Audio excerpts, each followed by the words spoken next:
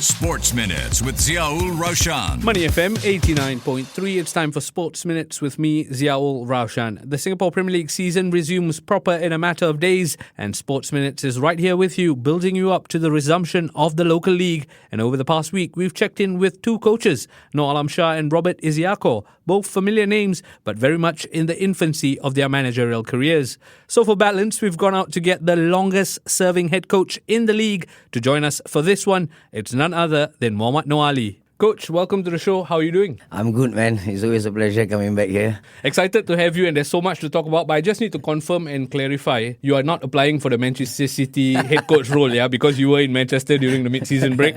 No. It's too big of a job for me to handle. But I think but the Man City trip was very good for us, yeah. And what did you do in Manchester in terms of the trip and being exposed to Manchester City? It was nice of Man City to give us some courses to attend. I think so it was about a 5-day course, and then we had a good tour of the stadium. We saw how the youth set up in Man City, and it was very nice to see how they motivate these boys, to make sure that they are at their very best in every training session. I think the interesting part of one thing is the whole setup of the Man City structure. It's like they have this youth development center where the boys are training, and there is just a bridge across to Etihad. So the interesting part of the whole process is that they always tell the boys that if you guys want to get there, there's a bridge for you to cross.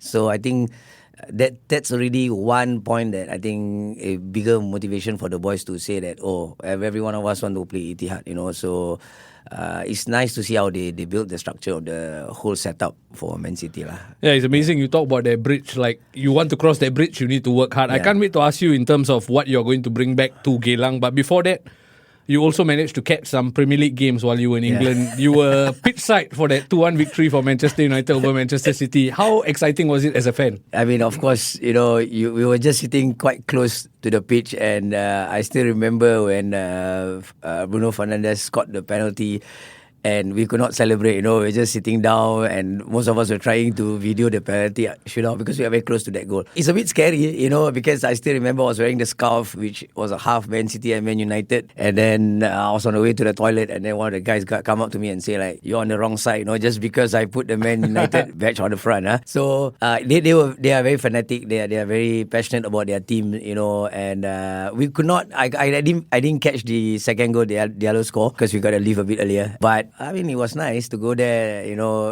I mean, Man City gave us the privilege of going for the cause, and we took the 3 points away from them. I'm already very jealous that you're a head coach. I'm a bit extra jealous now that you got to watch that match as a fan. Let's move on to Geylang International. You talked about your time in Manchester City. Coming back to Geylang, when did training resume, and what has been the focus with the boys? We resumed training in mid-December, and it's very hard to focus on certain things that you want to do because at that point in time I still have Shakir, Naki and Rudy out with the national team, and basically I don't have a full squad yet back then.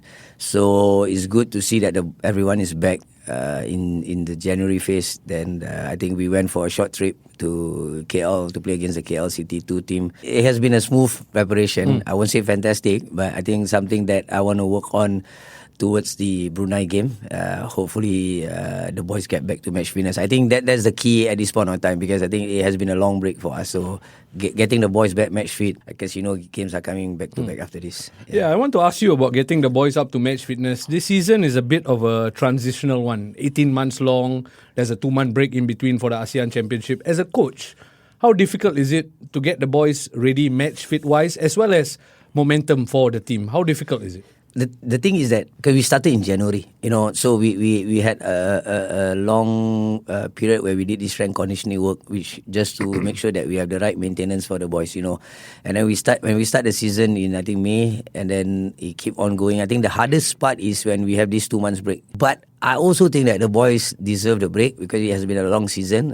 So what we do is every one of us, we have our own app which we track these boys to do their own runs and workout. There's a link which the boys has to follow. So most of the boys are doing their own running, their own workout, just to make sure that they keep at a certain level of fitness. I won't say match fitness because I think that comes a lot with games. So I think it's good to see when the boys came back, every one of them don't put on weight. I'm happy to see that everybody keep themselves fit in terms of that. So I think it takes a lot of responsibility as professional players that they understand that they have to keep themselves fit since it's a long break. So I think they took up the responsibility, which I'm very happy with the players. Now it's about to understand that it's not enough playing KL City for one game. You need to manage the next 2, 3, 4 games just to make sure that we can come back into good match fitness level and then can compete up to June. And you talk about KL City, it was obviously a closed-door friendly in your KL trip, right? How did that game go? What were some things you picked out from that training camp? We roughly started the team that we would approach against Brunei. But at the same time, I think players like Huzaifah, who just came back from injury, we were looking at how long he can go on, but he has a solid 45 minutes for us. And then we had players like Prince, a young boy. I think someone that I mentioned right now, I think will be interesting in the league. He's only 17 years old, potential. So we look at him on that game, and nice to see that he's coping well playing in that game. So of course the objective is still to get some of my first team players back to some game match fitness, which like I said earlier on, it's not easy for one game, but at least they get into that momentum first. And nice to see Huzaifah back for 45 minutes and to see some of the young players coping in that level of competition. Coach, I can't wait to ask you about your players, but before that, I want to touch on the new man, so-called new man beside you now, Hazrin Jailani, who's an old friend, now your assistant coach as of mid last season, right? Mid this season rather. How big an addition has it been for your coaching staff, and how important is it that you know him so well? We go a long way back in terms of our playing days. I think he has always been a good friend to me. I still remember in 2016, I never thought that one day I'll be sitting as a head coach, but I'm thankful to him because he took me in as an assistant coach job. And when he was asked to leave, I have to take over him, which is not easy when you have someone close as a friend and then he has to leave. But I think the understanding of him being such a nice guy, telling me that I should take the opportunity and move on, and I think I'm very thankful where I am today when the opportunity is given. He has been a great friend. I've taken my C license, B license, A and Pro together with him, all 4 courses, and we always wanted to work together, but there was no opportunity back then. I think he was with Tanjung Pagar for about 4 or 5 years. But it was nice to know that he was available, and I know someone who I can depend on, I trust on. Fantastic guy, and he has this management in him that I think every player loves about him. A very calm guy, which is the opposite way. So great addition to the team. I think his knowledge of football is fantastic. He understands what I want. I think that's the key as an assistant coach. He knows me as a coach. I think that's also very important for me, and he knows me as a person. So I think that's the key point of not only having a good assistant coach, but also understand what the head coach needs and how does the head coach personality is. So definitely great addition to the team, and I'm grateful to have him on board. It's almost like you are the fire and he's the water, right? There's compliment there. But he's also been the head coach before. Yep. So how do you manage that workload? Is there a clear division in terms of tasks? No, I think there's the respect we have between us. I never treated him as my assistant coach. I've worked with him when he was a head coach, and I respect him still as head coach. I think the knowledge that he has is not much of a difference. Maybe I've been involved more in first team coaching for the last few years. So. But I think what's important is, I say again, the respect between us is there, and we really respect each other in terms of friends. I think we go a long way back to have that negative thoughts between us. He's not only a fantastic assistant coach, he's a fantastic friend outside. That's good to know. Let's move it on to the playing stuff. I want to talk about one of your new signings, that Saifullah Akbar, who's coming on loan from BG Tampines Rovers. What's the thinking behind that? I mean, for Geylang, it's like if there's an available player out there which can help us to strengthen the team, we would love to have. I've watched Saifullah Akbar since LCS. Back then, we have spoke a few times trying to bring him on board, but it's always not easy, because like I say, these players are valued a certain amount, and when he was with Tampines, I still admire the boy. I think he's a fantastic player. He just need more playing time with him. Very intelligent, not the fastest, but technically sound. He knows what I want, and I think he will suit the football I want to play. I think he has shown in training sessions and even the game in KL City, he assisted Naki goals. And so the good thing is at least I have one more Indian in the team. Coach, I have to ask, you seem to like this kind of challenge. We talk about Saifullah being at LCS, then BG Tampines Rovers. My opinion is he lost his way slightly in terms of potential and not following through. But you as a coach seem to like this challenge of navigating the players. Iqbal is an example as well. Is that true? I would say that everybody deserves a second chance lah. It doesn't matter what you have done or who you are.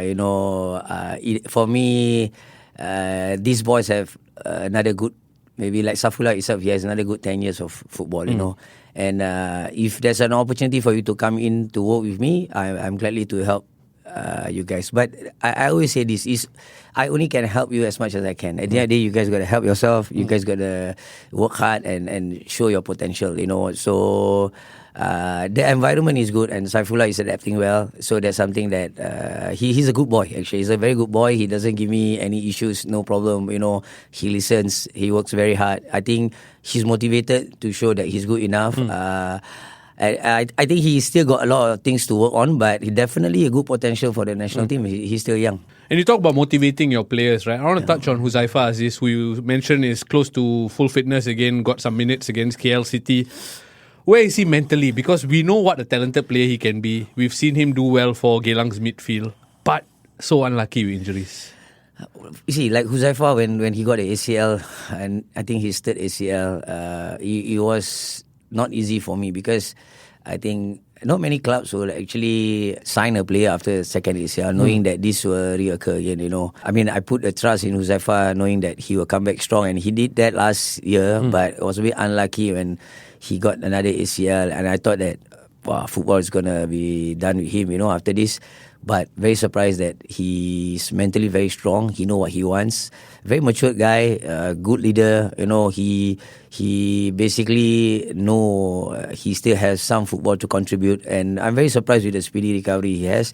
The only thing that I need to do with him right now is to manage him, to make sure that he be able to last till June, because I still think it's a bit early for him to come back, but he definitely will have some minutes. And he might even have to contribute against Brunei, especially when I have Shakir and Vincent out in the game, So we have a small squad. I still have to manage this, but definitely mentally, this guy is very strong, and he's proven that by coming back third ACL strong this time around and solid 45 minutes for me against KL City. We know what kind of player he can contribute to the team for the rest of the season. And I think I speak for a lot of the fans when we want to see Huzaifah do well because he's so mentally strong and he's such a great player. On the topic of transfers, any more signings for Geylang International this window? No signing at this point of time. I think we are just focusing on getting back to play against Brunei this coming week, and we're just going to focus on things. If anything happens, then it's good.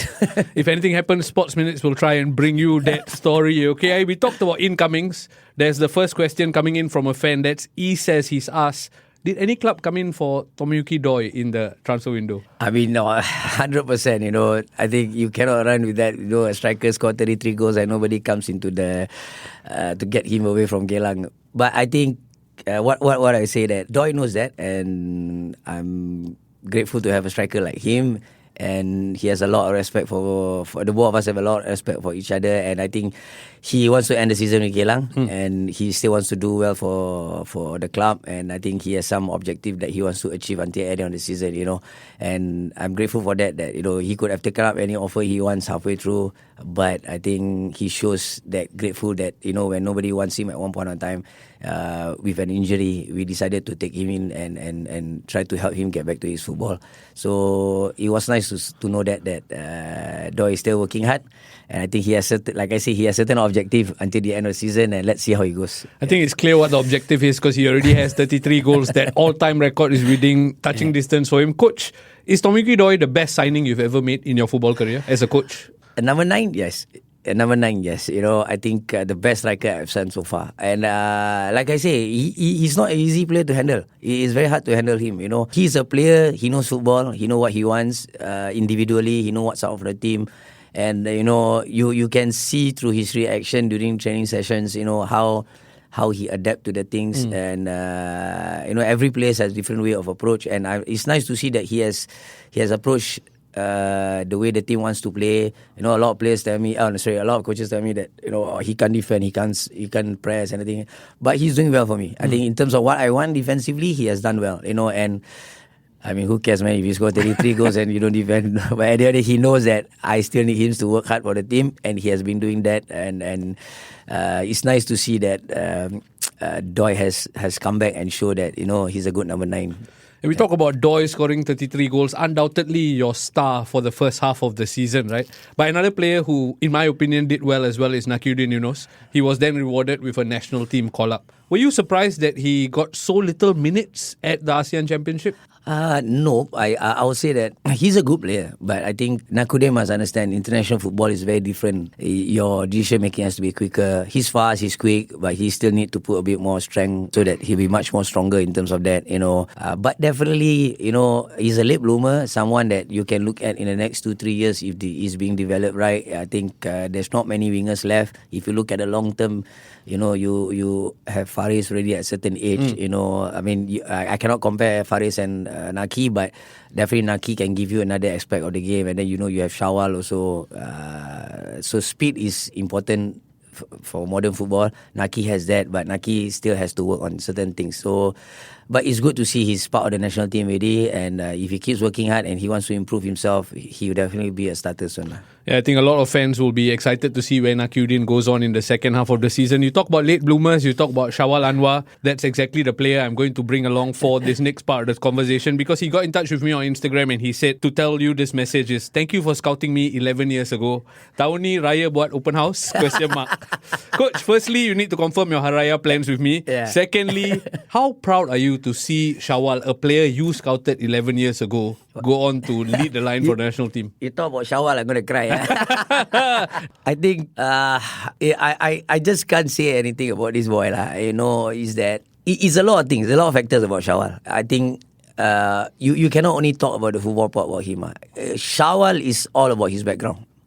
I think he know what hardship is. He know what he went through. He know how hard he needs to work to be where he is today. And the way he's so respectful, and grateful for people, the things that people do to him, and I got nothing to say about this boy. I think he's one very good example that he knows that, I do not have a solid education to back me up. I need to work hard to achieve what I want now, and he has proven that till today that I'm still good at 32, but I think people forget one thing, that it's not the work that he put now, the work that he has put in the last 11 years, that he has kept him fast, fit, scoring goals, that is Shawwal, for me. So it's all him. It's all him. It's all him. It's nothing else besides that. I think any coach that would work with him will know that when you come to Shawwal, it's him. It's his mentality, is him as a player, is him as a person. He knows what he wants. He knows his responsibility. And someone I've got a lot of respect in terms of to see where he is right now as a player. And hopefully when he say the Hari Raya, I know what he is asking for, because the last time he said the sambal goreng pengantin was nice. Okay, so we can confirm that sambal goreng pengantin is on the menu this year for Hari Raya. Yeah? Coach, I agree with you. Everything that Shawwal has become is on him, because he got the opportunity and he made the most of it. Yeah. But I want to ask you, 11 years ago when you scouted him, what did you see differently in this boy that you thought, okay, there is something here? So basically, I still remember we were playing this social football. He was playing for this team called Clementi CC or something. And I was just playing social with my friends. So he was playing with Gusta Risha back then, So I went to Gusta and asked Gusta, hey, who's this boy, Then Gustav was telling me, this boy is a good player, What attracts me is he's like a takraw player. Player, And you see every high ball, every touches of him, his speed, Of course, he's very raw back then. But you look at him and you say, like, how this guy has this kind of touches, man. Left and right, and then he's so good in the air. I think he was only, 19, 18 at that point of time, And playing social football was too easy for him. So I was like, okay, this guy got the technical aspect of the game, but the physical part is not there, but something that you can always work on. I didn't see much hunger in him because at that point of time, I think because he was playing socially, so he was just enjoying the game. But when I start to know him, then I realized that this boy actually got hunger to succeed, So he was willing to work hard. That was the easiest part for me as a coach to develop him, So, like I say, the fantastic about him is that he's so a joy to watch, a joy to watch. Shawal, I hope you got your answer there. He already asked me to send him this podcast so he can listen to your thoughts. Thank you so much, Coach, for being so honest with the sharing. We need to bring the conversation back to Geylang International. I want to look back on the first half of the season. What will be your highlight of the first half? It's nice to see the boys playing some good, attractive football. I think that is the consistency of football in the last 8 or 9 seasons I have with Geylang. I think creates an identity for me and the club. I think that's very important. Knowing that it's not easy to get the best players every single time to play for the club, but I think I would say that this is one of the best team I have so far at the club, and I'm thankful to the management who supported this. Just a shout out to Sean Bai. Confirm he listening. Thank you so much. I think he fought for me to get this team, so it was nice to have work with someone who has actually worked at the highest level in football. So I would say it was nice to see that football and everything, but again, I think the consistency part was not there at certain games. I think we dropped off too many points during the first part of the season. Yeah, I was actually going to ask you the low points, but you already mentioned it there. Yeah. In terms of the second half of the season, what did you learn from that lack of consistency that you're trying to now get your boys to do? I think sometimes we are so attacking-minded with the way we approach game. Sometimes we leave out spaces. The balance is not right, And if you look at certain games, like I would say we played Brunei, we were 3-0 up, we went up 3-3, and then Tampines 4-2, 4-4. Last year 3-0, went up 4-4, So we were 3-0 out and still were going for the goals, So that's what happened when you have players like Roya, you have players like Vincent, Doy, Nakude, Iqbal, these people just love to attack, but we forget that, it's a long season, every single point is important. If you look at the 6-7 points we have dropped, we would be somewhere in the league at this point of time.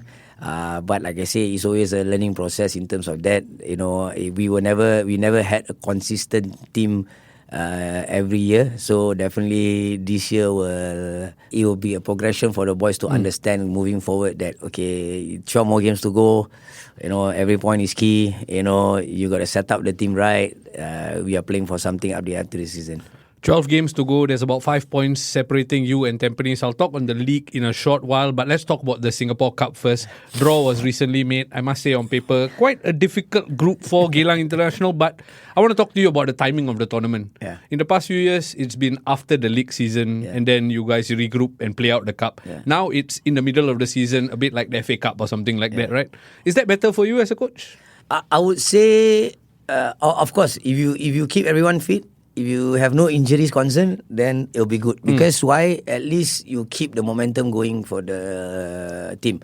Because if you have too many breaks also, it becomes a bit more problematic, because it's very hard to keep on keeping the players fit, and then maintaining them every 2 weeks or 3 weeks break. So I think the only break we have now is in March. But the rest of the season are going on, so we are playing many games. So like I say, you just got to make sure to manage the whole team to last the next 12 game and the cup game. But I don't find an issue, because I think that as long that there is games being played, at the right timing, for now till June, if I look at it, it should not be a problem. Yeah. And Coach, we talked about the Singapore Cup, right? I want to ask you, is winning a trophy important for you? Because you talk about having this talented squad. You spent close to 10 years at Geylang now, and then recently the club celebrated its anniversary as well, right? Do you feel any pressure like you want to deliver a trophy to the club and the fans? I mean, every coach, they want to win something, you know. If you ask me at this point in time, knowing that we are 5 points away from Tampines and even like, I think 8 to 10 points away from... If you ask me, I still want to fight for the top spot, which is going to be difficult, but why not? You know, if you still have a chance to fight on, you fight on. You know, until the day you think that mathematically is not, then you have to be realistic in terms of the achievement. Even the cup, I know we have LCS, we have Vijay Patam. Balestier also is not easy in the squad. You know, I think Tanjung Pagar also has revamped, you know, so they will feel motivated to come back and play. So it's not an easy group to play. And you know, coming into that group, of course, Vijay Patam and LCS is going to be the favourite, you know. But like I say, for a coach, we always want to win trophies. We want to win. It's not only for me. I think what's important that it has been a long time that Geylang has won anything. You know, the last time we came in third was in 2019 in the Singapore Cup. You know, and we definitely want to achieve something this season. If you ask me trophies, of course, yes. That's good to know, Coach. Coach, we talked about your time with Singapore football as a coach, right? You retired at 38. Since then, you've had mostly at Geylang and you've been a coach for a while. You obviously are a very well-known name in the footballing circle as a player as well as a coach. My question to you is, do you think you get the credit you deserve? What I would say is this: I love my job. I love what I'm doing. Haters gonna be haters. You cannot say that, you know. And you know, for me, I would say that I'm happy what I'm doing. I get credit for things that, you know, working at the club level. You know, I think people at the club level appreciate what I do for the club. I'm happy to see the parents, you know, which I work with, they appreciate what I do for their kids. The players who are in the SPL team, they appreciate things that I do for them. I think that's more important, and I feel that as a coach, that keeps you motivated, you know. I'm not worried about the rest. I think for me, it's like people can say, people can think whatever they want about me, you know. I've been in the league since 1996, you know. I've played the game, I've contributed whatever I need to contribute for Singapore football. If it's my path to help Geylang to grow as a club, I'm happy to do that. Even if one day, even I cannot be in the national setup or I will never be in the national setup, I think I still have a role to play to help the development of Singapore football at Geylang, you know. So for me, I think at the age of 50, I love what I'm doing at this point in time. Do as much as I can, contribute as much as I can. Like I say, football is in my blood. I've been doing that since young till today, you know. So nobody is gonna stop me. Nobody gonna tell me anything else. I'll just focus on things that I think I can contribute. I think that would be great, you know. And of course, for every coach dream, I'm lying if I say I don't want to be coaching the national team one day or even coach any of the youth setup one day. I'll be lying saying that, you know. I have a few overseas offer if I want to pick up, but I still feel that I want to contribute to Singapore football. I don't see a purpose of just going out there to be a head coach for any club overseas at this point in time. I know the football in Singapore. I know the culture. I've been coaching youth since schools. You know, I've been in Geylang looking at my COE, you know, and then with the first team head coach. So in terms of Singapore football, it's nothing new to me. I think I know what I want to do. So at this point in time, I'm happy with the support that club has given me. I think the biggest takeaway from there is haters going to hate. You continue doing the good work. I think haters hates the great ones. Exactly. Yeah. You give them something to hate, right? Yeah, and I think the beauty of you as a coach is, right, in my opinion, not angkat or what, this is the truth, right? So many players I speak to speak highly of you. And that's all that matters. Fans are going to love you for wins, hate you for losses. Different politics will determine different things. But when I speak to players, they hold you in such high regard, especially those, like I touched on Shawwal. He is so grateful for the opportunity you give him, and he's just one of those players, right? Coach, you talk about Geylang and how much the club gives you. They've given you this base. They let you run the club. You've been there close to a decade. But do you feel almost you will at some point hit a glass ceiling with them? I don't think so. You know, I think the love that I have for the club is something that cannot take away. You know, I even my wife know that. You know, because I spend my time with my COE teams. I go for my terrain game, all my COE games to see the youth setup. I'm at the IDP session, the meet the parents session. It's just something that I love doing. It's just that I want to be well connected to the parents, know how they feel. And the club has been fantastic in terms of the way they have developed me as a coach. They give me the freedom to actually learn, make mistakes, and try to progress from there. You don't get that kind of opportunity. I would say, people would say, oh, you look like a sporting director at Geylang. You are running the whole show and everything. I mean, I would say I enjoy being at that role, and even I have a responsibility of coaching the first team, but it's something that is fun to do, and like I say I enjoy doing it, and I'm grateful to the club who has given me this opportunity, and the trust that they have to let me run the show at the club. And I would say that if you look at the COE setup, I think Geylang has done well in terms of the youth system. I just want to maybe say one thing for me as a coach. You see, the satisfaction that I always have as a first team coach, or even at the youth setup, is that I see the growth of a player in the system, because we're not just going to pick the best players to play. That's what every coach wants.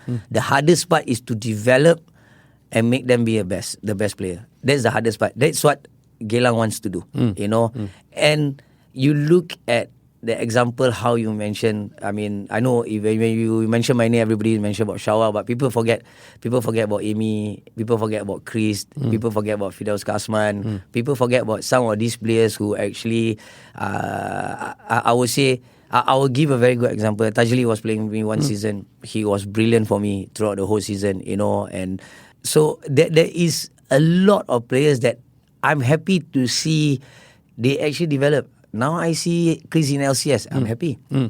I see Shawal doing well. I'm happy. I see Amy in Breakstart now. Because these players basically develop to be better players with better contracts. That's my job as a coach. If I cannot win titles, this is my satisfaction. Because you got to be logic a bit down here. LCS and Tampines will always be there fighting titles. Right? But I can be a head coach down there and sit for 5-6 years and don't win the titles and still doing nothing, not developing, not winning titles, it becomes an issue also, So people like Harik Kanadi, he was a void deck boy, came out. I'm happy to see him Balestier, doing well down there, and he knows what he needs more to be at the national setup, So sometimes these are the satisfaction you get as a coach, and that's what I love doing this job at this moment, But that's my strength. That's what I know. That's what I know I can do best, So it's not only also development of players, it's also development of coaches. I'm happy to see now Syed Azmi has been working with me. Now he's in the NDC setup. He's doing well down there. I want to see his progress up there. It's good to see. That means coaches are coming and they are doing well also when they go out, So I'm happy to see that, like I say, but this only can happen when the club give me the trust, give me license to do so. Freedom. Freedom. Freedom to do so. Wow. Coach, this is why I love talking to you, because you are so honest and you give us real life examples of the work you've done. And I think sometimes in a football game where it's all about results and trophies, people forget this kind of thing. So thank you so much for sharing. But I have to end the conversation off in terms of the league and where Geylang stands. You talked about possibly pushing LCS and BG Tampines Rovers as much as possible. There's a 5-point gap between you and the top two teams. The rest of the season, is it about taking care of that third place or pushing as much as possible to challenge the big boys? It's about challenging the big boys, That's what you want. That's the mentality I want from the boys. They must understand that you must not forget, you're going into this last 12 game. Hougang has strengthened. Brex has made a few signings. Tampines has strengthened the squad. I'm not sure whether LCS has bring in some players or not, but definitely they already have a good team. Tanjung Pagar is trying to revamp the whole squad, and these are teams that, like Tanjung Pagar, they have motivation to do well until the end of the season. And it's not going to be easy for us. Tampines is going for the title by signing another 2-3 more players. Hougang, they want to get out of the bottom. So these are teams that, especially for people like Tanjung Pagar, Hougang, they got nothing to lose.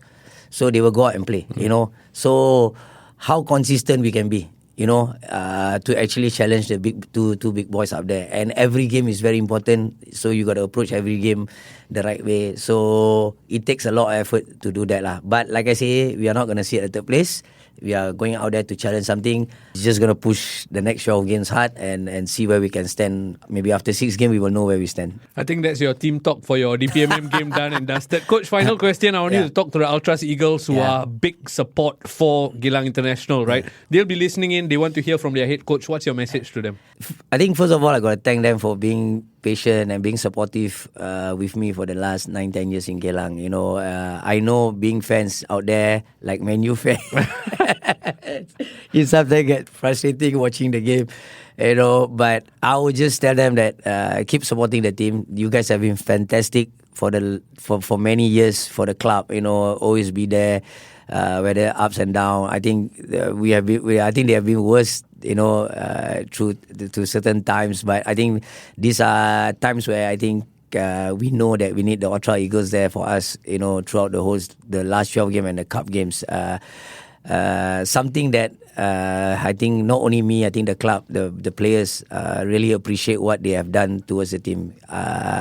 Keep supporting the team, and thank you so much for supporting the team. It has been fantastic. Hopefully this season we can celebrate something at the end of the year. Fantastic, Coach. You've been so honest. You've been so candid with your sharing. I think the listeners would have thoroughly enjoyed that. We really wish you all the best for the remaining 12 games as well as the Cup. We've been speaking to Coach Mohd Noor Ali, who's the head coach of Geylang International. Coach, thank you so much for your time. Thank you. Sports Minutes on Money FM 89.3.